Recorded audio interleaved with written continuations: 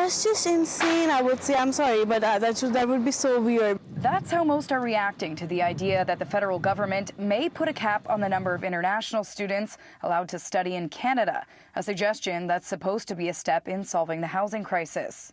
It's not just coming from the international student, right? We have like foreign workers and a lot of people coming to the big cities. We couldn't just all blame it on the international students.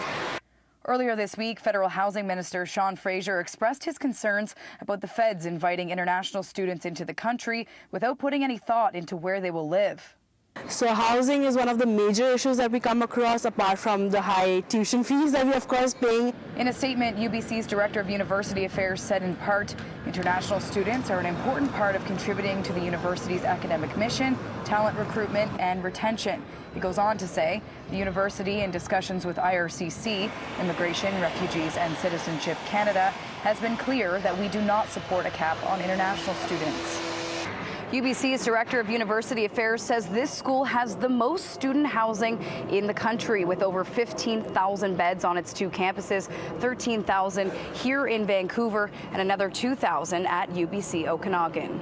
A UBC professor says the school would not run the same without international students.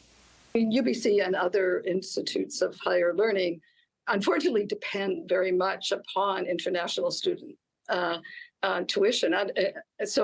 I mean, they would have to be looking for other kind of sources of revenue, and it's very difficult for them to get other sources of revenue, given that their major funding comes from the government.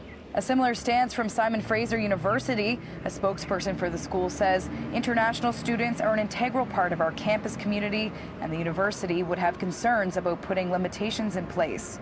Most students say the idea to limit international students as a way to free up space in the struggling housing market is not thinking long term. In a way, it is a band-aid solution because it doesn't solve the housing prices right away for those who are here. And also, it's very sad for those aspiring international students. One thing everyone can agree on is the country is in a crisis when it comes to where people will live. But as for solutions, opinions are divided. In Vancouver, Kate Walker, City News.